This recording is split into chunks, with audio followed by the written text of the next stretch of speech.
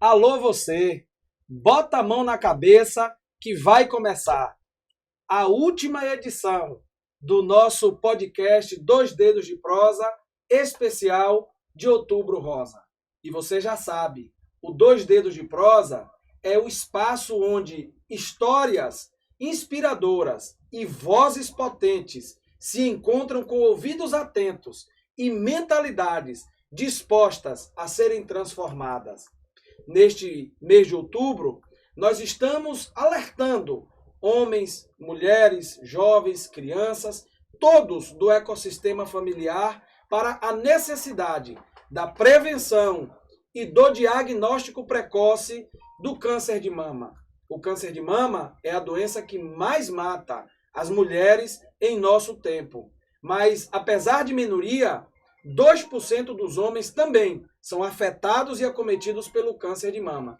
A nossa jornada especial é Florescendo na Jornada da Vida. Seja muito bem-vindo, seja muito bem-vinda. Você que está nos acompanhando pelo nosso canal Alisson Gonçalves no YouTube, pela sua Smart TV, aumenta o som, junta a família, porque nós vamos começar para valer. Porque a nossa prosa hoje está especial demais. Eu tenho a honra, a felicidade de receber aqui no Dois Dedos de Prosa e entrar na sua casa, trazendo comigo hoje a deputada federal Lídice da Mata, nascida em Cachoeira, eu não vou dizer o ano para não alcançarem a sua idade, economista de formação, foi líder estudantil no Colégio Central da Bahia, mas também na Universidade Federal do Estado da Bahia. Elegeu-se vereadora pela cidade de Salvador em 1983, tendo exercido o mandato até 1987, quando se elege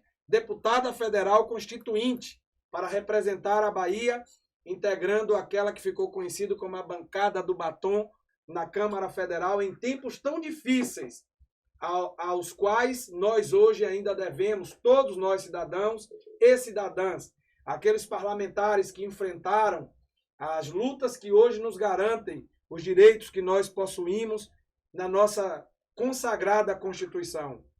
Deputada federal constituinte em 87, prefeita, a primeira e única mulher até hoje a governar Salvador, eleita em 1992 para governar de 93 a 96.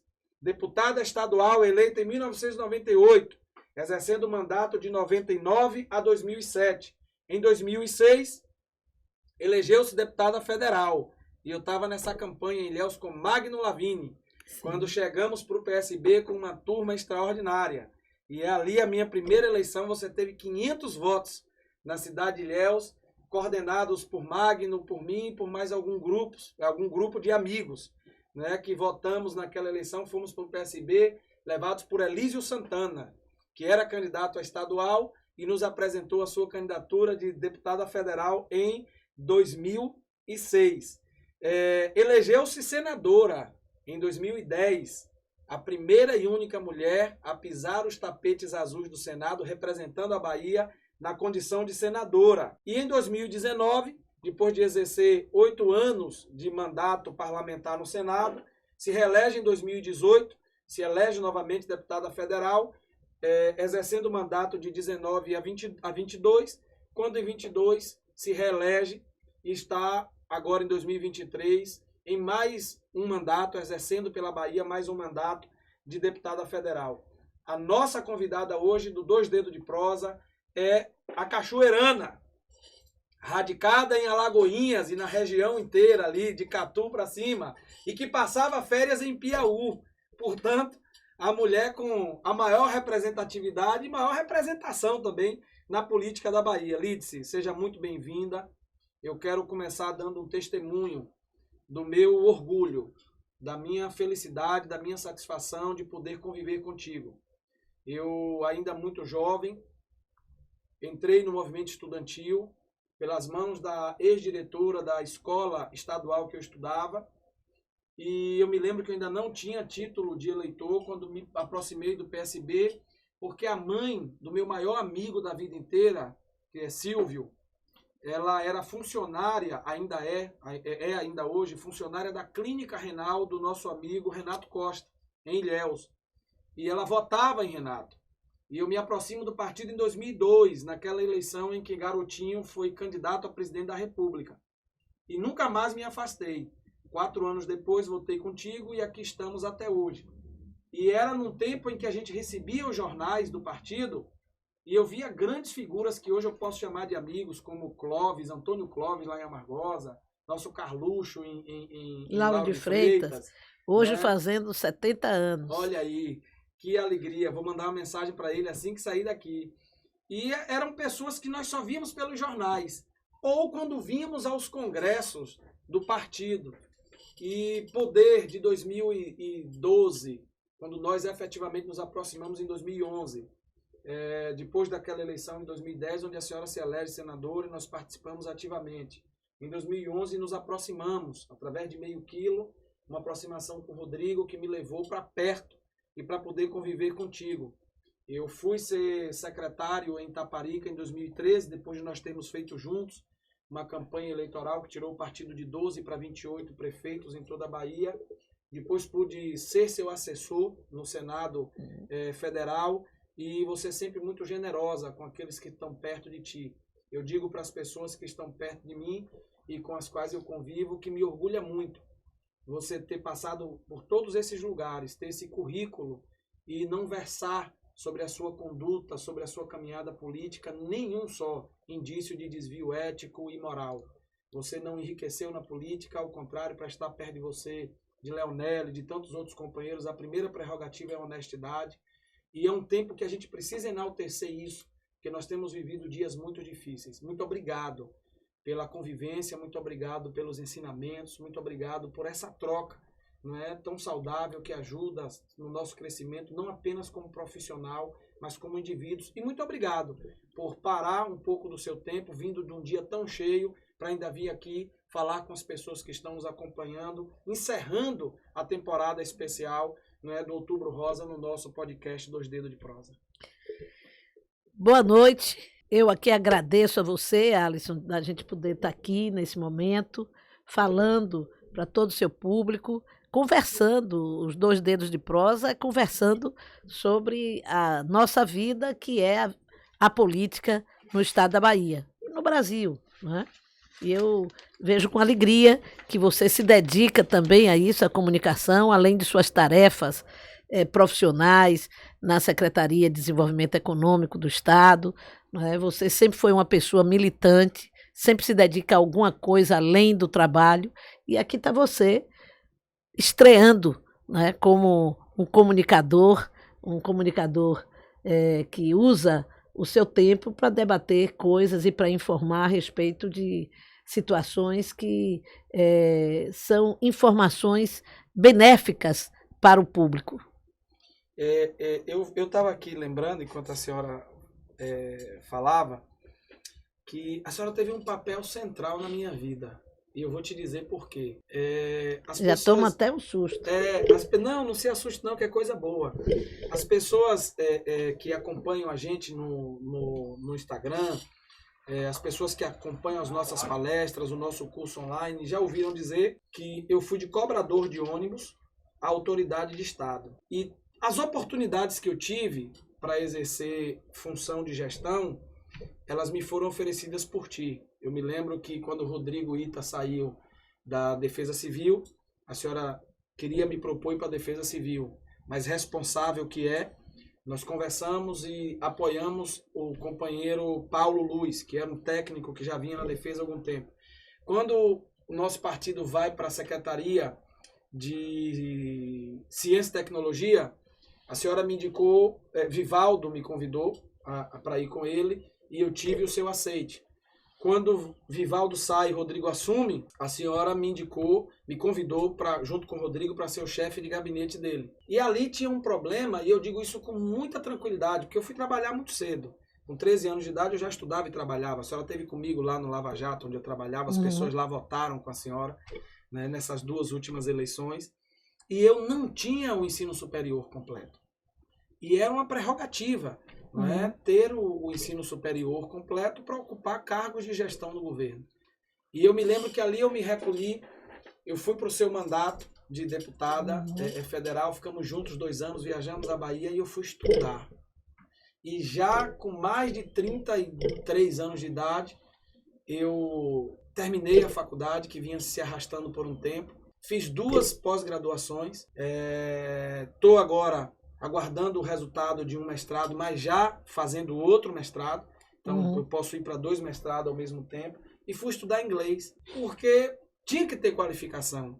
E quando a senhora me indicou, eu me senti tão frustrado que eu não pude ir para aquele cargo porque eu não tinha um nível superior. Eu disse, não, eu estou do lado de uma pessoa que está me abrindo um mundo de oportunidades. Não é? E eu preciso fazer minha parte. Eu me lembro de outros companheiros, que eu não vou citar nomes aqui, que a senhora sempre estimulou, não é? A estudar, que a senhora sempre estimulou a cuidar da vida pessoal, a estar qualificado, né? Para qualquer desafio que a vida apresente. E eu queria registrar isso publicamente para todas as pessoas, né, que nos acompanham no nosso podcast. O papel, mais um, né, dos muitos papéis centrais que a senhora cumpriu assim na minha vida, nesse convívio diário. Então, quando eu lhe digo de admiração, de gratidão, de afeto, de carinho, de respeito, é verdadeiro. Minha mãe acompanha o 2 Dedos de Prosa. Minha mãe esteve aqui em janeiro, ela tem vindo com mais frequência, e quando ela chegou na sala de minha casa, eu estou vendo um dia minha mãe murcha, triste.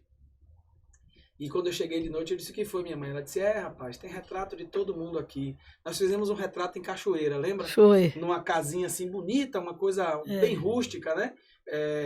E esse retrato está na sala de minha casa.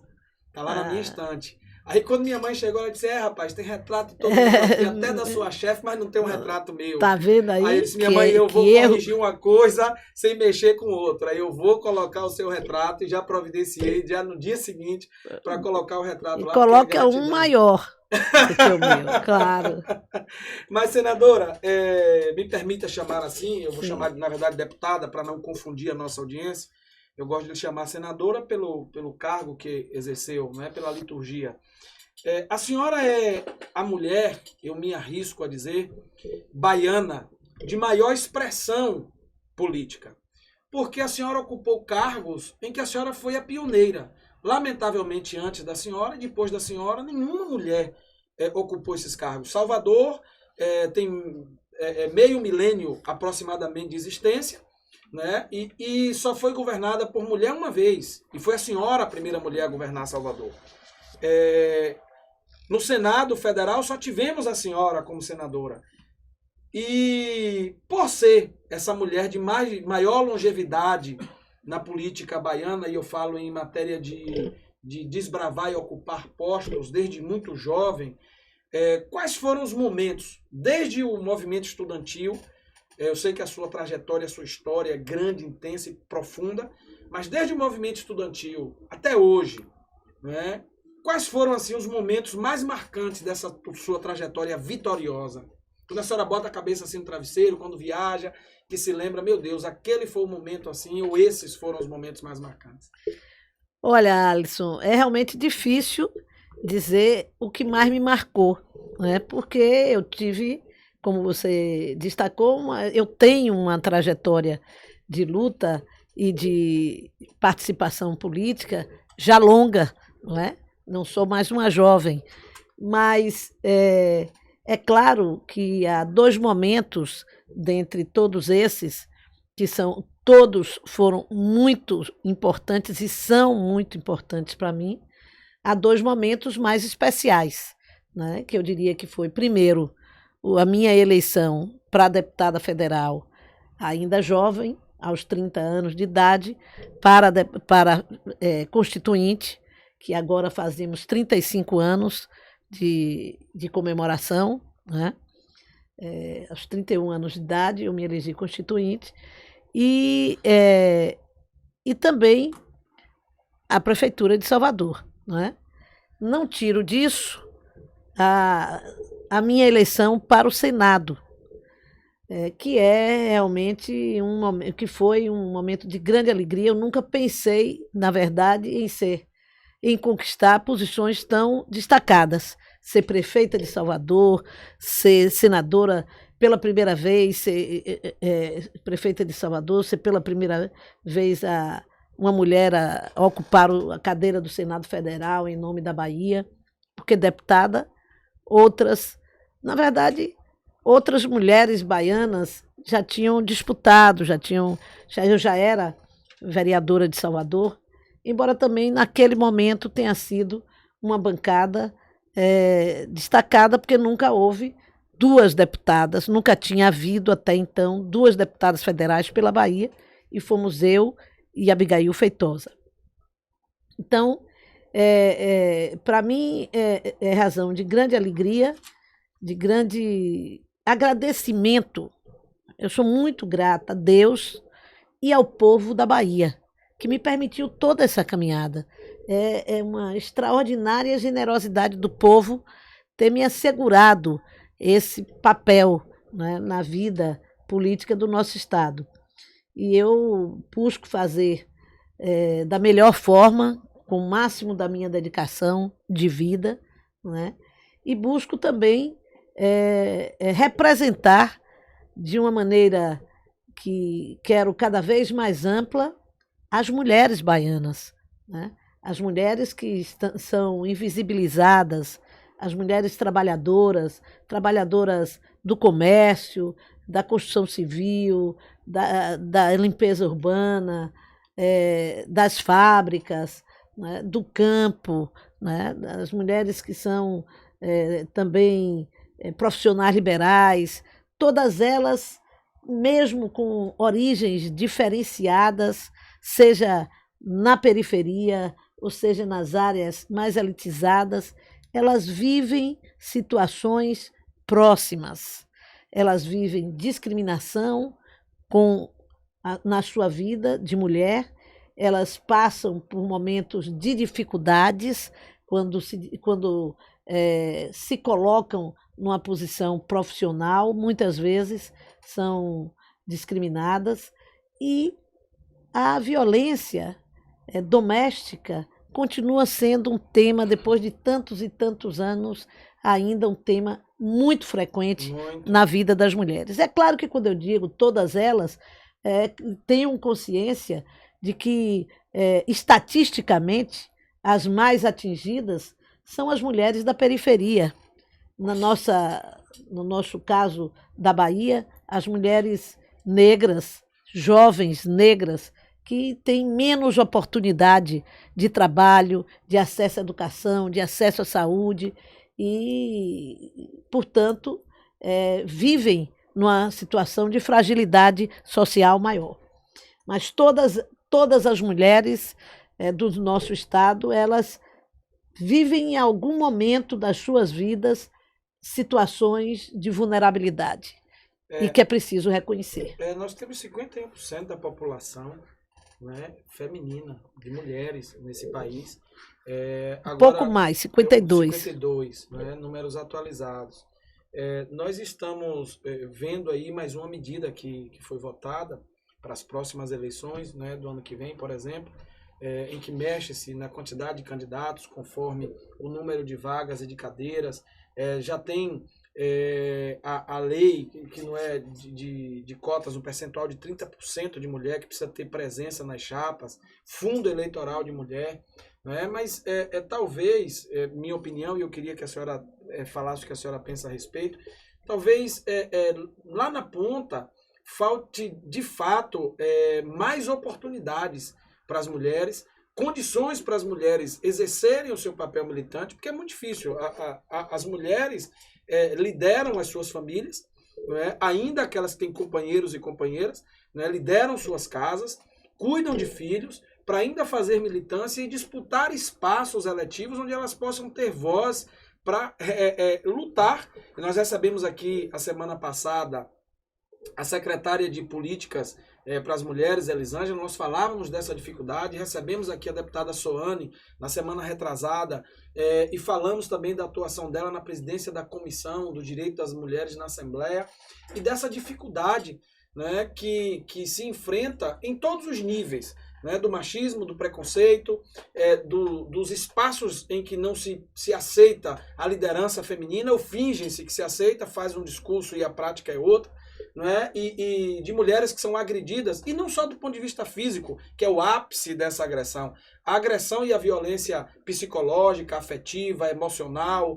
né, e que a gente tem poucas vozes de pé para defender, para denunciar essas agressões que as mulheres sofrem. A senhora tem expectativa que com essa mexida na lei, né, que vai balizar o jogo eleitoral do ano que vem, a gente possa ter nos municípios, nas câmaras de vereadores, um número aumentado, acrescido de representações femininas? Veja bem, Alisson, na verdade, a lei foi votada na Câmara, mas ela não foi votada no Senado. Então não haverá mudanças na lei eleitoral. Não, nenhuma das mudanças que se tentou fazer na mini-reforma, como foi chamada, apelidada pela imprensa e mesmo pela Câmara, mínima reforma eleitoral. E acho que não houve essa mudança, porque há algum tempo que todos os anos, de 2 em 2 anos, há mudanças na legislação eleitoral, e isso vai cansando também. Para nós mulheres, existiam coisas positivas e coisas negativas, né? Nós fizemos uma grande negociação buscando garantir 15% das cadeiras da Câmara dos Deputados que só pudessem ser ocupadas por mulheres, né? Mas isso foi terminou se aprovando um sistema muito complexo, porque, por exemplo, ela garantia que se o partido não preencheu aquela vaga, né, se num estado, digamos, em Salvador, se nós não conseguíssemos preencher os 15% da vaga, iam entrar mulheres de cada partido para preencher esse percentual, digamos, 2, 3, 4, 5, que fosse 6 ou mais, mesmo que não fossem as mais votadas nos partidos. Então isso causou uma grande polêmica, né?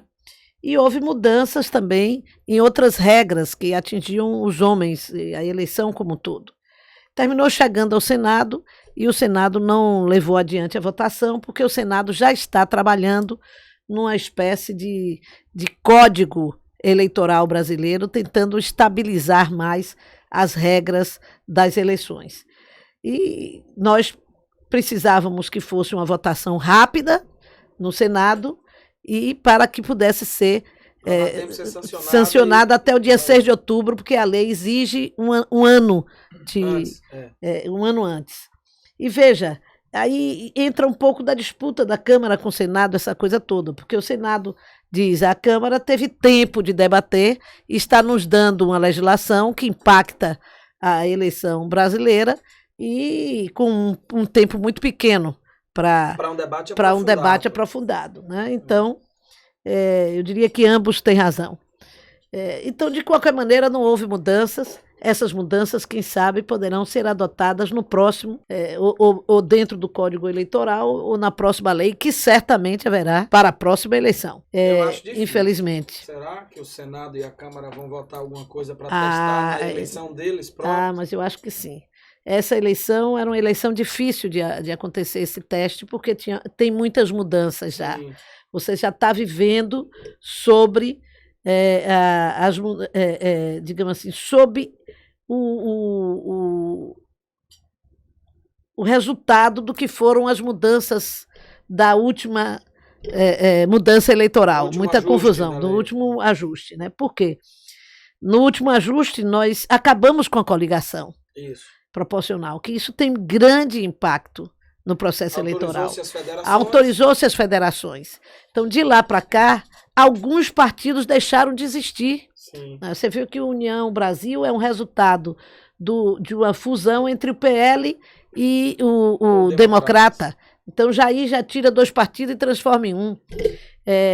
Outros partidos foram federados, ou seja, PT, PV, PCdoB, uma federação. O PSDB com o Cidadania, outra federação. o PV com o PSOL, outra federação. O que quer dizer federação? Quer dizer que esses partidos passaram a atuar e têm obrigatoriedade de atuar durante esses 4 anos como se fosse um só partido.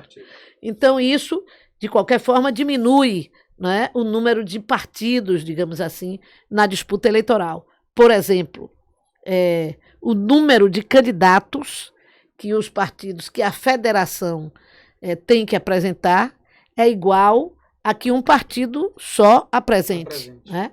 Até houve um debate, a ideia de que isso pudesse ser mudado, mas há uma rigidez nisso, porque se considera de que isso faria com que a federação fosse muito estimulada e não a fusão partidária. Né? E é porque em todas essas legislações, essas leis, a intenção é diminuir o número dos partidos. Né? Eu não sou muito adepta a isso, não. Eu acho que nós temos uma regra que chama uma barreira, né, para que os partidos sobrevivam, que é de ter, nesse caso, o último, 2% da votação de deputado federal. Partido, para sobreviver, tem que ter isso, a cláusula de barreira. Então, e que a gente podia ter alguma outra coisa que fosse limitando isso, mas não com a intenção tão direcionada a uma diminuição de partidos. Né? Mas é isso que está aí. Então, os pequenos partidos vão se acabando, positivo nesse aspecto, e os médios começam também a passar por essa dificuldade, que é uma sobrevivência. O meu partido, por exemplo, o nosso partido, tinha 32 deputados com 5 milhões de votos. Com 4 milhões de votos, ou seja, perdeu apenas 1 milhão, caiu para 15 deputados, ou melhor, 14 deputados, porque nós ganhamos 15, ganhamos mais um com uma fusão havida recentemente que dá direito ao deputado de sair se não estiver concordando com aquela fusão. Então, o impacto sobre a vida dos médios partidos também é muito grande. Certamente nos levará, na próxima eleição, a pensar numa federação, ou então iremos para uma situação de queda ainda maior da nossa bancada.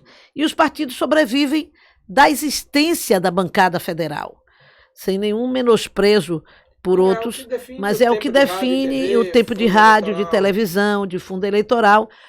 E a tendência é essa, assim, em geral, em todos os países, porque é a existência do partido nacionalmente, porque o Brasil, na Constituição de 88, proibiu a existência dos partidos regionais, que chegou a existir no Brasil, né? Mas que, a partir de um determinado, até a própria ditadura militar acabou com isso também. Foi obrigatório que todos os partidos sejam partidos nacionais. Por isso é que ele tem que ter X% em 9 estados. Para poder ter direito a existir como um partido nacional. Não como um partido de região, etc.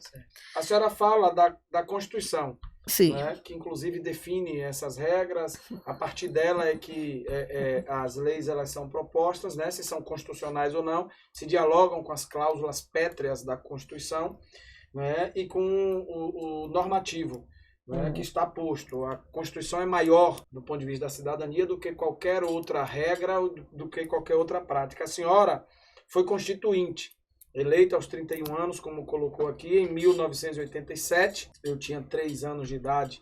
A senhora já estava se tornando deputada federal pelo estado da Bahia em tempos tão difíceis. E no último dia 5, a nossa Constituição celebrou 35 anos, né, de existência. Qual o seu sentimento hoje, ainda no Congresso Nacional? E eu vi que a campanha dos 35 anos movimentou muitos parlamentares, muitos ex-parlamentares, e vi que poucas mulheres, né? Eu vi uma publicação que falava de 2, da senhora e de uma outra, que ainda, eu não me lembro o nome agora, que ainda estão no Congresso Nacional, exercendo o mandato eletivo. Né? Então, qual o seu sentimento ao longo de todos esses anos, né, pós-Constituição em 88, com relação aos avanços, aos direitos, a todas essas lutas que a gente ainda enfrenta, né, de xenofobia, de homofobia, de feminicídio, de genocídio, em um tempo em que nós estamos protegidos, né, pelo manto da Constituição, as pessoas tentando inventar regra para o que já está disposto na lei. Qual o seu sentimento ao olhar no retrovisor desses 35 anos? Olha, as duas únicas constituintes mulheres que permanecem na ativa sou eu e a deputada Benedita da Silva, né? Nossa Tava querida do seu lado Bené, na foto, inclusive. que é uma pessoa que eu tenho um carinho imenso, tenho muita amizade com ela, é uma mulher extraordinária, foi a primeira mulher negra a ser deputada federal constituinte, uma mulher que vem da periferia mesmo do Brasil, foi trabalhadora doméstica e chegou a governadora do estado do Rio de Janeiro, deputada federal, governadora, senadora do Brasil, pelo Rio de Janeiro. Então, Bené é uma pessoa que tem uma história extraordinária. Verdade. Né? E eu tenho muita admiração e carinho por ela. E somos únicas e hoje poucos homens também constituintes estão presentes no Congresso Nacional. Mas eu tenho uma visão de que se mudou muito a Constituição, são mais de 100 emendas. Eu não vejo necessidade nisso. E sempre digo que as mudanças, em geral, são para piorar a Constituição, como a reforma previdenciária, reformas trabalhistas, vem sempre para tirar direitos, né? A minoria que naquele momento existia no país, uma minoria ainda arraigada ao projeto anterior de um país com herança da ditadura militar e com um capitalismo que tem sua raiz ainda na escravidão, na posse da terra, dos grandes latifúndios. Tudo isso a Constituição, em certa medida, rompeu, né? É uma Constituição avançada, a nossa Constituição de 88. Não é à toa que ela foi chamada Constituição Cidadã, porque nunca houve na história do país um nível de participação política tão grande quanto na Constituição. Ela é um pouco herdeira da mobilização das diretas já, sim, que foi o maior movimento de massas que aconteceu em nosso país. Sim. Chegamos a ter um dos últimos comícios das diretas já, onde se calculou mais de 1 milhão de pessoas em São Paulo naquele comício. Não houve nenhuma mobilização com esse potencial no processo político nacional. E a Câmara negou esse direito ao povo de votar para presidente. Para a emenda Dante Oliveira. A emenda Dante de Oliveira, que foi derrotada. E após isto, vai tendo que retomar essa luta, o povo novamente, e conseguimos eleger prefeito de capital, ganhamos a aprovação do prefeito de capital, e isso tudo no momento posterior, quando tivemos uma eleição indireta no Brasil, e que elegeu Tancredo e imediatamente Sarney com a morte de Tancredo. E neste governo que emerge disso, do desejo do povo brasileiro de participação política, é convocada a Constituinte, o processo Constituinte. Então, o povo queria participar. O povo não aguentava mais um regime ditatorial que matou, que torturou, que perseguiu, que transformou a vida dos trabalhadores brasileiros numa vida mais difícil do que a que ele tinha antes, que realmente não podia continuar. Então, o Constituinte, os estudantes, os professores, os médicos, toda a área de saúde, os índios, os indígenas, os negros, as mulheres. Pela primeira vez, nós elegemos 26 mulheres constituintes. Nunca na história do nosso país houve um número tão elevado de mulheres no Congresso Nacional. Dei uma... engoli errado. Não se preocupe não, isso a gente corta na edição. E aí, vejam bem, depois desse momento, hoje a gente olha e vê 26 mulheres, que número pequeno para 513, mas na verdade foi muito além da expectativa daqueles que faziam as contas eleitorais.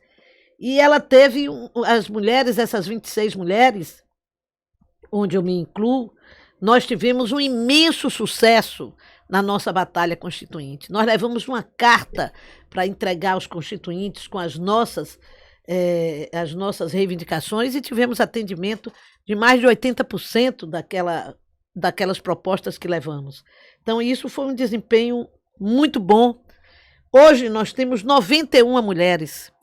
Quer dizer, 91 mulheres é muito mais do que 26, mas ainda é pouco, é menos de 20% daquilo do tamanho do Congresso Nacional. Né? Aquelas 26, nós só elegemos mulheres deputadas, não elegemos nenhuma senadora além. Então, nós fizemos, inclusive, uma foto que botamos para comparar. No mesmo lugar que a bancada feminina na Constituinte tinha feito uma foto na rampa do Congresso. Isso. Faltaram algumas, mas a maioria estava ali. Nós fizemos hoje uma foto na rampa do Congresso com as novas parlamentares, marcando esses 35 anos da Constituição. E ao centro da foto está lá a senhora e Bené. Eu, Bené e mais duas companheiras constituintes que não são deputadas mas que moram lá em Brasília e que nós as convidamos para a foto. E essa Constituição, meus amigos e amigas, foi a Constituição que garantiu os direitos dos trabalhadores, que garantiu 120 dias de licença maternidade para as mulheres, que garantiu pela primeira vez a propriedade da terra para a trabalhadora rural, que quando ela é desapropriada pelo governo, antes não podia. Antes o nordestino saía para ir morar em São Paulo durante o período da seca, não voltava mais, ficava sua mulher com a família, com os filhos, na terra, trabalhando, sobrevivendo. Às vezes alguns mandavam dinheiro, outros se esqueciam que tinham família, e esta mulher não tinha direito, no caso de desapropriação da terra, a ter a propriedade da terra dada pelo governo. O governo tinha que dar ao marido dela, que já não vivia na terra. Ela passou a ter esse direito.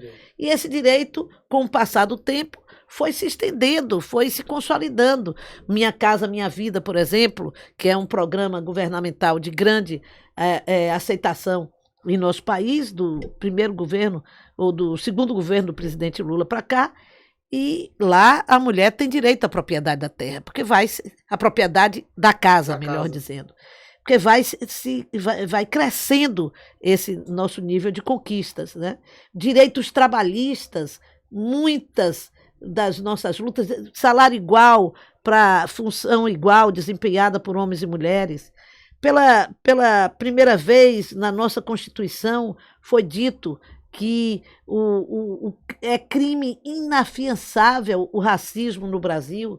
Isso é extraordinário. O Brasil não pode ter relações internacionais, diplomáticas, com países que praticam o apartheid. Tudo isso são conquista da Constituinte. E uma conquista extraordinária, que é no artigo 5º da Constituição, a clareza com que ela diz que homens e mulheres são iguais diante da lei em direitos e obrigações. Isso é fundamental, porque pela primeira vez uma Constituição no nosso Brasil reconhece a mulher como sujeito de direitos iguais. É também a primeira vez que uma Constituição dá direito à criança, né? Dizendo que a criança passa a ser direito de sujeito de direitos. E depois aí sim algumas mudanças positivas na Constituição, esses direitos são estendidos a adolescentes e a jovens, numa ampliação do direito da Constituição.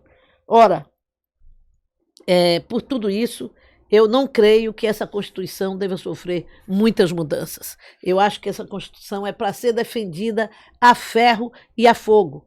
Uma outra coisa importantíssima, alguns dizem, essa é uma Constituição que garante a propriedade privada e, portanto, garante o capital, né, os ricos a terem acesso, que tenham mais acesso à propriedade privada.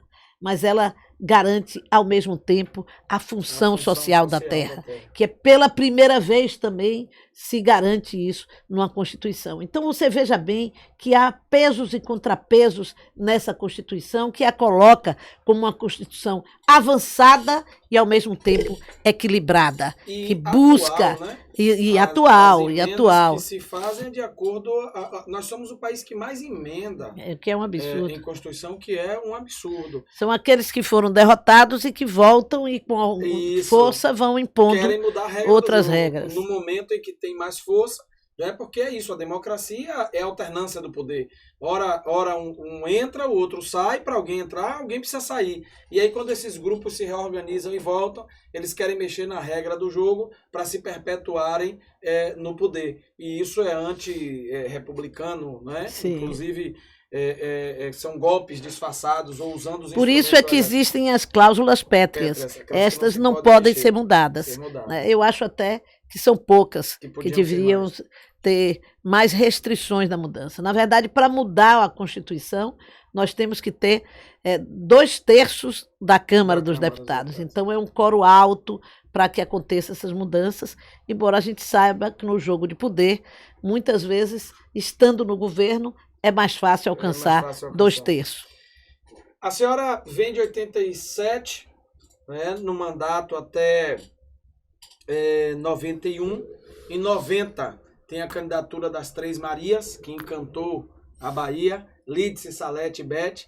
E eu imagino que tanto a sua atuação no Congresso, né, nesse período de Constituição, quanto aquela candidatura estratégica, lhe posicionam bem para as eleições de 92, as eleições municipais de 92. Né? A gente viaja pela Bahia e eu viajo há algum tempo contigo para o interior, a gente ouve o depoimento das pessoas, a gente vê os depoimentos das pessoas com relação à chapa das Três Marias, né? o Dingo inesquecível, as pessoas contam a história da senhora chegando na rodoviária, às vezes sozinha, às vezes as três juntas, às vezes duas, não é? E que precisavam se espalhar para estar em mais lugares ao mesmo tempo. E eu imagino que essa sinergia, ela lhe projeta bem, porque Salvador sempre foi uma cidade que forma opinião. Né? A capital do nosso estado, o centro de produção do saber, em que pese a gente tenha democratizado, especialmente nos últimos 16 anos, o acesso à educação, desde o primeiro governo do presidente Lula, não é, quando se democratiza o acesso, inclusive, à educação superior. Mas o fato é que a senhora se elege, substituindo Fernando José, derrotando o candidato do governo e a forte oposição. A senhora vem pela beira e quando percebe, a senhora está em segundo turno, ganha a eleição em Salvador. Tem uma marca do seu governo, a senhora teve um governo reconhecido internacionalmente. Né? A gente olha as suas fotografias, os registros fotográficos antigos, muitas autoridades de estados e de estado em torno do mundo vieram à prefeitura de Salvador, vieram ao seu governo, e a senhora deixou grandes marcas.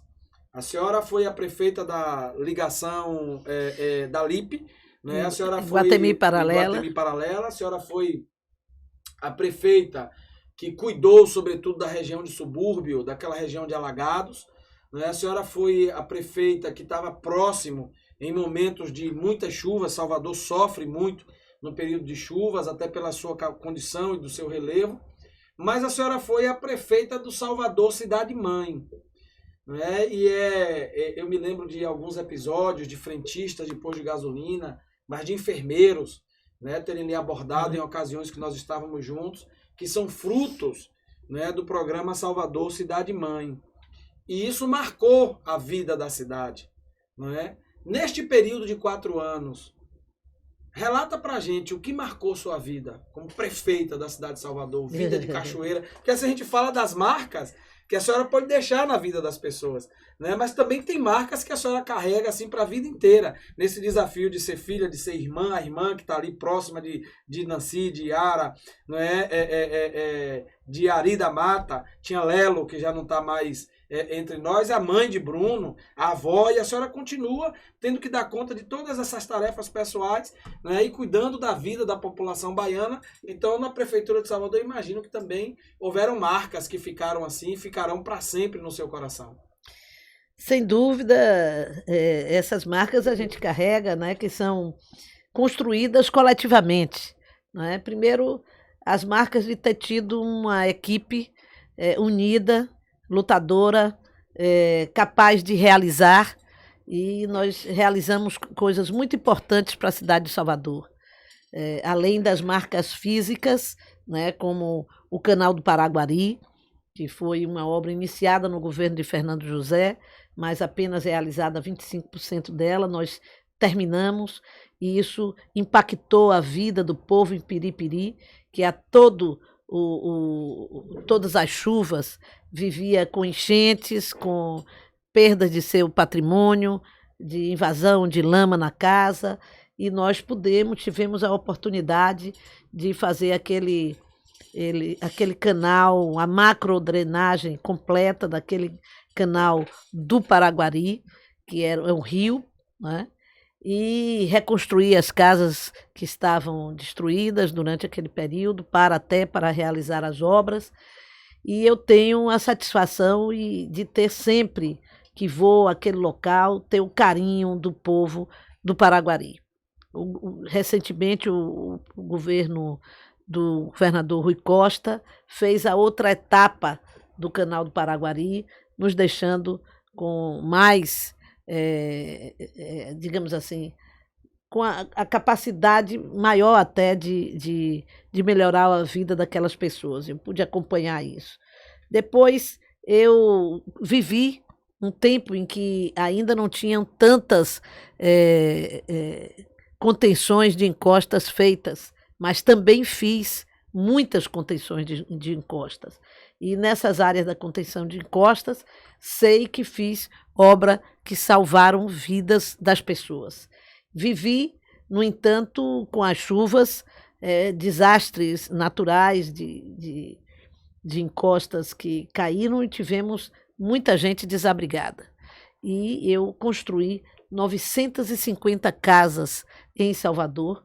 Não sei se um outro prefeito construiu tantas casas. Eu acho que assim, é difícil, porque a senhora fala que recentemente o governador Rui Costa terminou a obra do Canal do Paraguari e o outro lado. A senhora tem 27 anos que fez essa obra. Exato. E o Poder Público Municipal há 27 anos não enxergam essas pessoas, deixando-as invisíveis, né? Então, assim, imagine. Mas essas casas que caíram foram em diversas áreas da cidade. E nós juntamos tudo e fizemos praticamente 2 blocos de construção de casas, mas onde, em um local, nós criamos um novo bairro, que foi justamente o Vila Verde, lá na área de Mussurunga, com 750 casas num só local. Então, na época, eu me lembro, nem o governo do estado fez uma quantidade de casas dessa. Ele ficou responsável por uma parte dos desabrigados, que não fez em Salvador, distribuiu na região metropolitana do estado, nas cidades vizinhas. Não é? Também eu tenho muito carinho, obviamente, pelo trabalho que nós fizemos com as crianças e adolescentes dessa cidade. A Fundação Cidade Mãe, ela criou casas de passagem, que são abrigos, onde as crianças que viviam nas ruas iam à noite se abrigar lá, receber acolhimento, psicóloga, educadores, como nós chamávamos, e podiam passar lá durante 3 meses para ir convivendo, e a gente ia identificando onde elas moravam, mantendo contato com as famílias, para que ela pudesse retornar ao seio familiar. Algumas não viviam, não dormiam, não viviam totalmente na rua. Elas voltavam para casa, mas muitas vezes ficavam nas ruas pela noite adentro, trabalhando ou fazendo alguma atividade, e nem sempre conseguiam voltar. E, além disso, desse acolhimento das crianças que estavam nas ruas, o principal, que era a prevenção nas áreas socialmente vulneráveis, nós tínhamos justamente aquilo que nós chamávamos das empresas educativas da Fundação Cidade Mãe, que era de 7 a 14 anos, os meninos no contraturno da escola faziam atividades lúdicas de aprendizado, né? Aprendiam a plantar uma horta, a jogar capoeira, a dança, a balé, enfim, há diversas atividades que são atividades lúdicas de aprendizado. E de 14 a 17 anos, como estabelece o Estatuto do Adolescente, nós tínhamos os cursos profissionalizantes do Cidade Mãe. E eu não me canso de ficar feliz ao encontrar cada dia mais pessoas que me param nas ruas para dizer: eu fui do Cidade Mãe. Nós tínhamos um Cidade Mãe ali em frente à Irmã Dulce, na Cidade Baixa, que era uma garagem antiga da Transul, que era a empresa de transporte coletivo da prefeitura, que nós tiramos e colocamos, fizemos ali uma adaptação e tínhamos lá um Cidade Mãe. Tínhamos um Cidade Mãe em Cotos, na Nova Constituinte, também no subúrbio. Tínhamos um Cidade Mãe no bairro da Paz, com forte atividade, uma cooperação intensa da Fundação Dom Avelar Brandão, da Igreja Católica. Tivemos um Cidade Mãe também com parceria com a Fundação Dom Avelar no Nordeste de Amaralina, e tivemos a nossa primeira Cidade Mãe. Tínhamos uma em São Marcos, importantíssima, tínhamos uma dentro da Mansão do Caminho, em Pau da Lima, e tivemos outra que foi a primeira de todas, na nossa querida... Não, era na Saramandaia. Na Saramandaia, né, de seu Armândio. Terra de seu Armândio. Querido companheiro Armândio, que já se foi, mas que temos a nossa Deja e todas as suas filhas lá, continuam a sua luta. Então, essas meninas e meninos que passaram pela Fundação Cidade Mãe, eu encontrei outro dia, semana passada, na inauguração do novo museu de Salvador, o Museu da Cidade, ali na Graça, uma menina que me emocionou muito, porque ela me abraçou, tirou fotos comigo e depois me disse: olha, deputada, eu tenho uma grande alegria ao lhe ver, porque eu hoje sou graduada, não me lembro em que mais, mas já fiz mestrado, doutorado, e eu sou originária do Cidade Mãe. Quer dizer, eu participei desse grande projeto que foi a Fundação Cidade Mãe. E na época eu tinha apenas 11 anos de idade e era avião do tráfico. E se hoje eu estou viva e aqui, com todas essas conquistas e superação, foi porque tive a oportunidade de ter a Fundação Cidade Mãe no meu caminho. Outros amigos meus de infância, porque ela era uma criança, perderam a vida. Então, essa talvez seja a marca maior da minha gestão. A minha gestão foi uma gestão diferente, porque eu fui a primeira mulher a governar a cidade de Salvador e a primeira experiência de esquerda a governar a cidade de Salvador, né? E vivi um cerco de político, um confronto político muito importante com o governo do Estado. A senhora já vai responder aí. Primeiro, a senhora foi o primeiro governo de esquerda em Salvador. É só uma pergunta. O PT apoiou sua eleição? O PT apoiou seu governo? Depois, era o primeiro governo de esquerda. A senhora apoiou Lula, em confronto, muitas vezes, na época, orientação partidária, que tinha um acordo, rompeu, né, e a senhora manteve a posição. Segundo, como era a relação conflituosa com as forças dominantes do Estado à época? Né? A gente sabe que foi um governo, inclusive, de enfrentamento, né? Que a senhora enfrentou as forças dominantes que lideravam a política do Estado e tinham interesse direto na política em Salvador, porque daqui se reproduz para o Estado inteiro, não é, como nós já falamos, tanto a informação e o conhecimento, por exemplo. Primeiro, sobre o PT. O PT apoiou a minha candidatura, né? Parte do PT não apoiou, mas a maior parte apoiou. Porque era a primeira experiência de esquerda, né? Mas nós não tínhamos um PT com tanta força como a que tem hoje, e nem estava no governo o PT, né? Então, naturalmente, uma parte do PT mais tida como mais radical ficou fora do apoio, mas depois foi se incorporando durante o governo e principalmente era independente de ser PT ou não PT, eram forças políticas de esquerda que se expressavam ali, que muitas vezes eram muito sectárias, porque correspondia à sua experiência política. Também nós, no governo, eventualmente, tivemos coisas sectárias também, mas aquilo era o retrato de uma época, da falta de amadurecimento democrático que essas forças tinham e que nós também expressávamos isso no governo.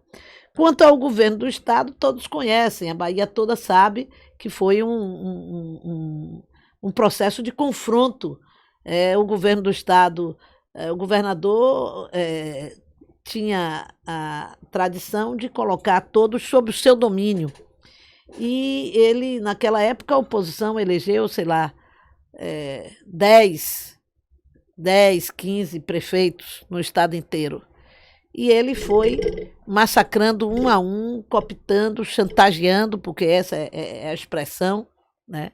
Criava dificuldade para, através do Tribunal de Contas, condenar esses prefeitos e levá-los a uma submissão. E talvez eu e o prefeito Geraldo Simões, em Itabuna, tenhamos sido os mais perseguidos e, obviamente, aqueles que não se dobraram. Não quer dizer que fomos os únicos, eu estou falando do que me lembro, assim, rapidamente. A senhora é reconhecida pela atuação em defesa da cultura, da educação, da saúde, e principalmente pelas pautas, como nós já discorremos aqui por maior tempo. Para você que nos acompanha, eu estou conversando com a deputada federal Lídice da Mata. Entra aí no Instagram e segue o @Lídice da Mata, que é o perfil da deputada federal no Instagram. Lá você vai ter informações e vai receber todo o conteúdo da atuação parlamentar e também da vida desta mulher, que é a mulher que mais longe foi na política e na vida pública no estado da Bahia. Mas principalmente pelas pautas em defesa dos interesses das mulheres, como nós já discorremos aqui pela maior parte do tempo dessa nossa conversa. A senhora foi procuradora, subprocuradora na Câmara Federal, no seu último mandato, das mulheres.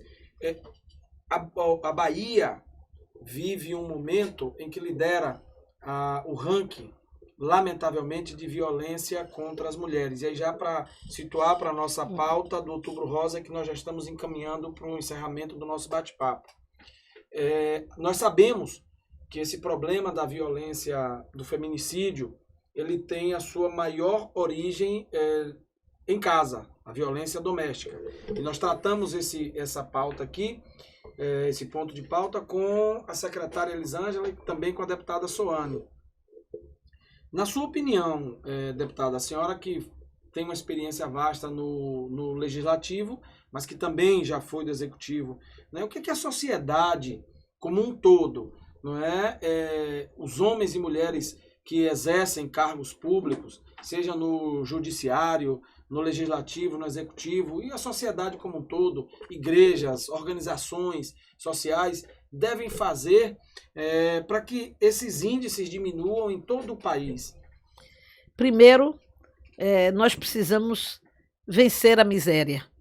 Vencer a pobreza, porque nessas condições as mulheres são postas em situação de muita vulnerabilidade, né? E o menino que vê o seu pai espancando uma mulher, a sua própria mãe, ele fica marcado profundamente por aquele exemplo, entre aspas, ou mau exemplo, né?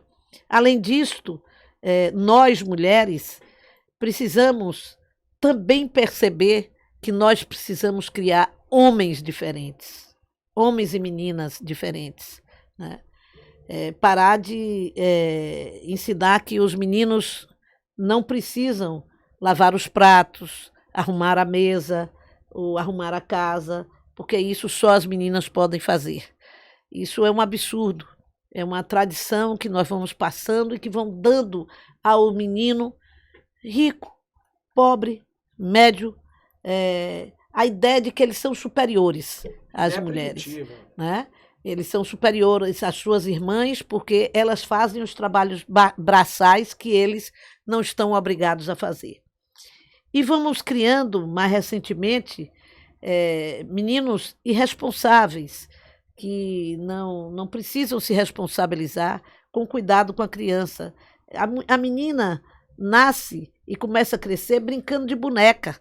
E ali ela vai aprendendo a botar fralda, a trocar de roupa, a pentear o cabelo da boneca. O menino não pode brincar de boneco, porque isso é uma tarefa da mãe. Então ele vai compreendendo que ele, como pai, não tem obrigações. E a gente vê quantas crianças são abandonadas pelos pais, homens, né, e criados por mulheres.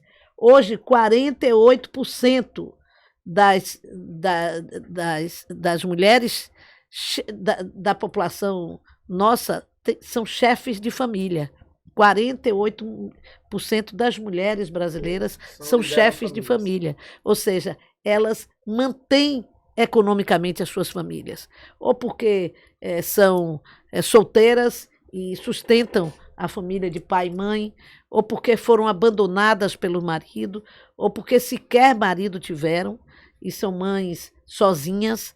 Então, essa é o retrato de uma população empobrecida, responsável, única. São mulheres muito sofridas, não é? Isso tudo leva a uma situação em que nós precisamos superar essa violência, porque essas mulheres são carentes, essas mulheres são mulheres que muitas vezes se submetem a um companheiro que chega na sua vida de repente, que adentra o seu lar, que lhe trata com desrespeito e que, quando é contrariado, quando ela resolve terminar esse relacionamento, ele simplesmente a mata, não aceita. Precisamos estar atenta que os meninos têm que conviver com a frustração, meninos de classe média que são acostumados também a poder tudo, a não ser contrariado. Não pode existir isso. Amanhã ou depois eles recebem um não de uma namorada, aí querem matar, querem espancar, querem bater, não é? Então essas são questões, digamos assim, secundárias. A questão essencial, embora sejam tão graves, a questão essencial é a ideia que passa para entranhada, enraizada na sociedade, que o homem é superior à mulher e é proprietário dela. Ela é como se fosse uma propriedade. Isso é tão claro pelo Código Civil brasileiro, que nos anos 40, a Constituição, próximo ao período de retomada democrática, é que se mudou o Código Penal no Brasil, que garantia que um homem, o marido, podia matar a sua mulher se considerasse que ela lhe desonrou, ofendeu a sua honra. E o que era isso? Um adultério ou algo semelhante que ele conseguisse provar dos tribunais, e ele podia matar e não ir para a cadeia. Então não há um exemplo tão forte quanto a possibilidade de um homem matar uma mulher que é sua esposa ou sua companheira e não ser preso, porque ela que foi culpada, entre aspas. Ou seja, ela era uma propriedade dela. E essa coisa se enraiza, né? Então, você ouve na sua vida, ao longo da vida, diz, não, aquele dali é um homem fraco, porque a mulher lhe abandonou. Que história é essa? que história é essa? Né? As pessoas são livres, São iguais, livres, mulheres lei, iguais. e homens. E é isso que a Constituição diz. Mulheres e homens são iguais diante da lei e das suas obrigações, dos seus direitos e obrigações. É assim que vão se criando os agressores de estimação. Sim. Não é? Porque essa juventude cada vez mais sem regra, sem norma, sem lei, do acesso a tudo, do pode tudo, não é? Criado com privilégios sobre as irmãs, as primas e as amigas do contexto social, do ecossistema em que se encontra, não é? E essas agressões vão sendo relevadas pela família, pelas famílias que vão ensinando ou repassando esses costumes primitivos. Né? Que não há mais espaço na sociedade. Exatamente. Não há mais espaço no tempo em que nós estamos vivendo para tolerar qualquer tipo de comportamento dessa natureza. Então, isso é muito importante que nós possamos combater violência contra a mulher de jeito algum. De jeito algum. Você que recebeu um não, você vai curar o seu não. Quantas mulheres não recebem não por dia? Quantas mulheres não são abandonadas porque, de repente, o marido se apaixonou por outra, ou até... porque morreu, ou porque foi embora. Enfim.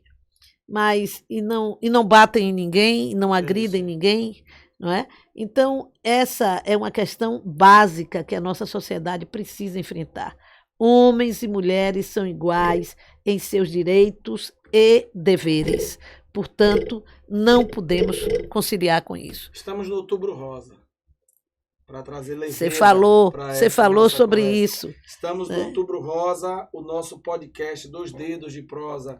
Esse mês está dedicado ao Outubro Rosa, que é o mês de conscientização pela prevenção, diagnóstico precoce, para que se tenha o controle e, efetivamente, o aumento das possibilidades das chances de cura. O câncer de mama que acomete as mulheres é a doença que mais mata entre as mulheres, que lidera esse ranking lamentável. Qual a importância das políticas públicas? Não é? A senhora que foi prefeita, por exemplo, a atenção básica, é quem faz o rastreio, é quem cuida do exame periódico, é quem cuida do cotidiano, né? das famílias. A partir dos 40 anos é obrigatório, é recomendado, melhor dizendo, que seja anual a realização do exame de mamografia. Qual a importância de agentes públicos, detentores ou não de mandatos, ocupantes de espaços públicos, né, na conscientização nesse contexto, né, de prevenção e especialmente, né, de tratamento para a cura do câncer de mama? Olha, é fundamental. E eu vou dar um dado. Por exemplo, no governo do governador Rui Costa, a Bahia alcançou o primeiro lugar em políticas de prevenção ao câncer de mama. Né? Talvez porque o governador tivesse sido muito marcado com a morte precoce de sua própria mãe, com o câncer de mama, ele se dedicou muito a esta causa, inclusive criando o Hospital da Mulher, que tem prioridade no tratamento de câncer de mama.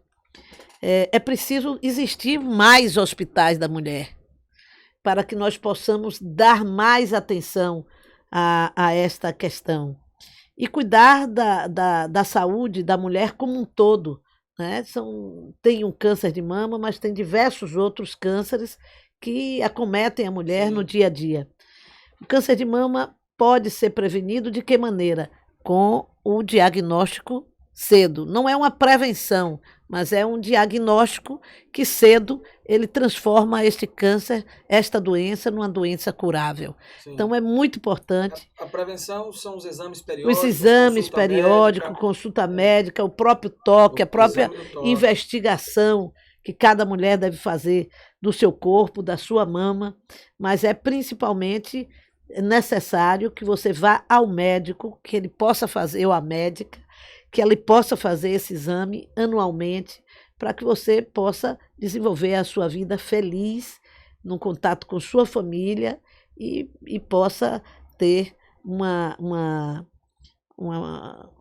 vida saudável. Não é? Quando eu digo algum tipo de prevenção, não, a prevenção é não fumar, né? É não beber muito, é não fazer coisas que também extrapolar os limites, mas é principalmente fazer esse diagnóstico precoce que pode salvar a vida de tantas mulheres. Deputada, senadora, prefeita, para a gente encerrar, quais são os planos para o futuro?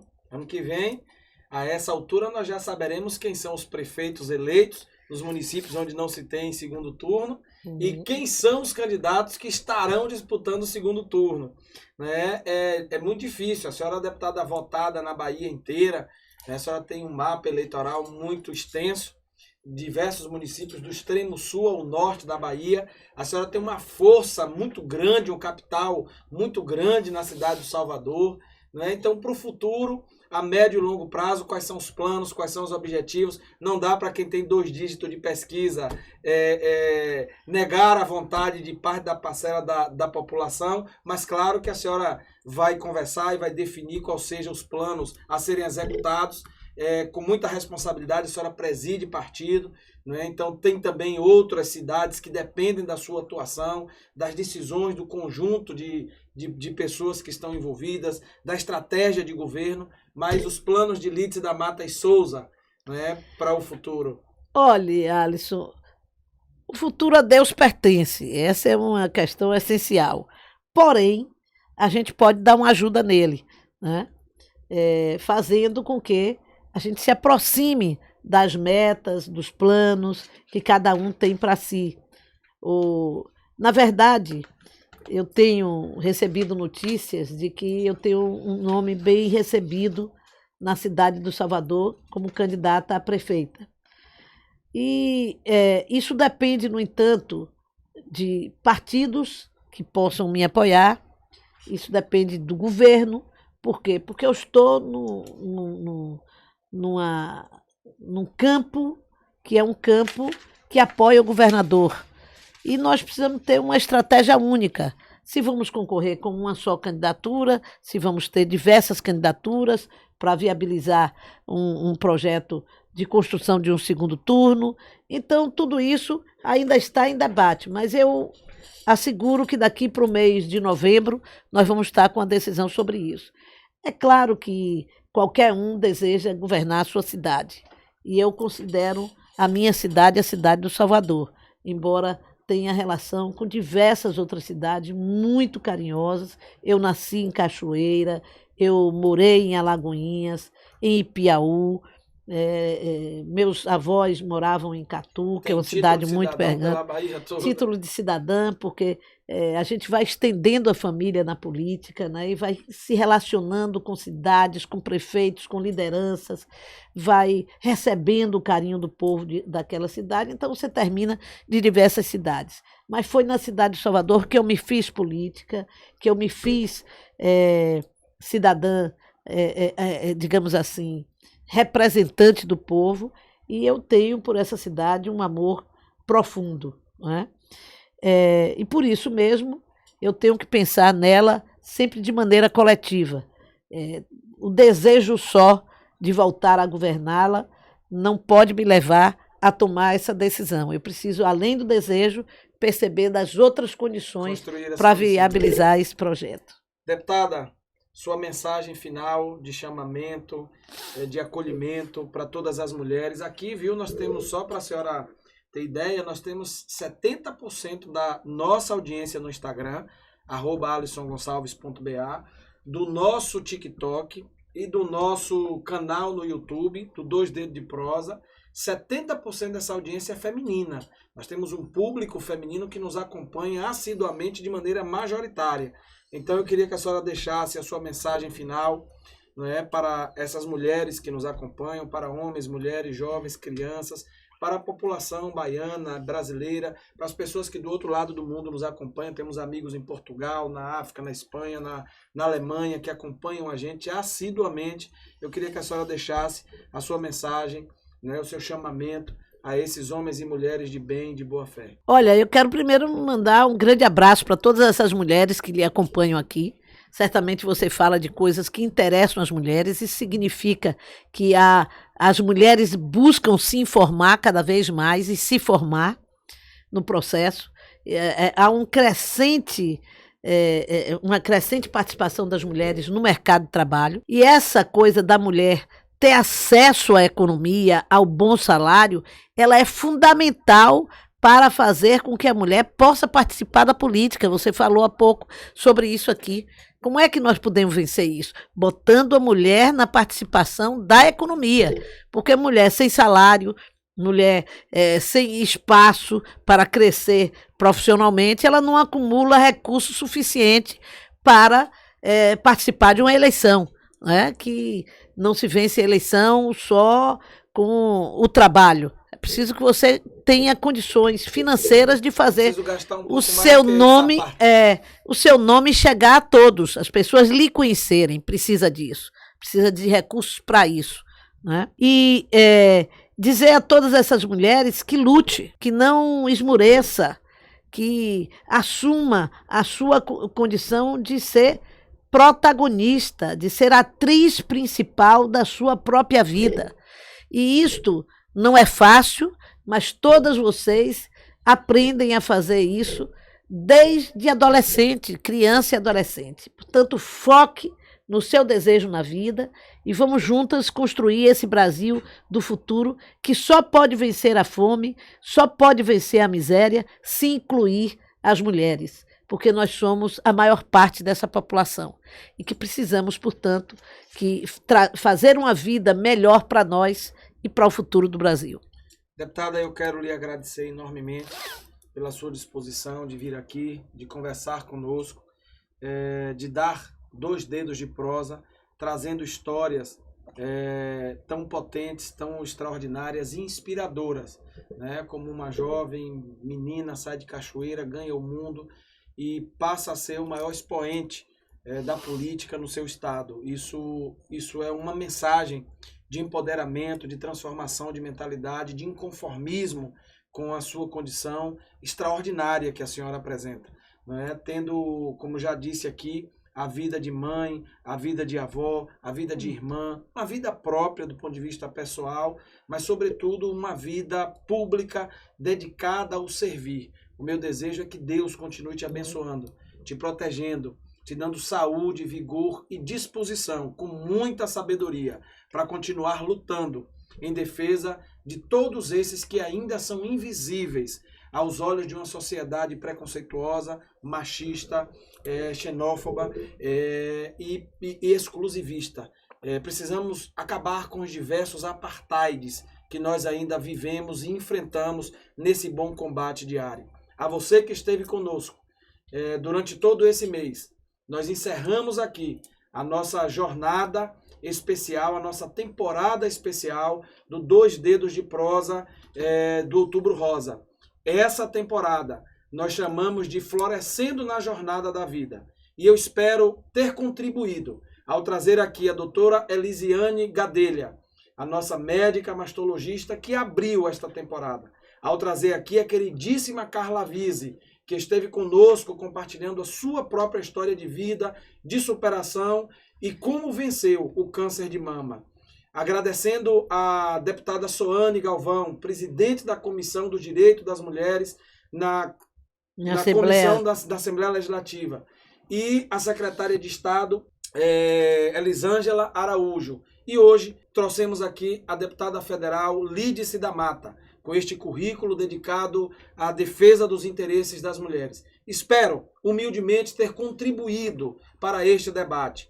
Que você possa compartilhar essa temporada com todas as pessoas. O mês dedicado à conscientização é outubro, mas o ano inteiro você deve cuidar da sua saúde como um todo. Você precisa estar saudável para dar conta de todos os compromissos e responsabilidades que você assumiu, mas que também puseram sobre você, chamando você de rainha do seu lar. O nosso desejo é que com a transformação da sua mentalidade, você seja a senhora da sua vida, a senhora do seu destino, a protagonista no papel principal de sua vida, porque a vida é agora e depois é nunca. Que você possa florescer na jornada da vida todos os dias. E este amigo vai estar aqui, dando voz e vez a todas vocês que nos acompanham diariamente. Um cheiro, fiquem com Deus e até a próxima temporada do 2 Dedos de Prosa.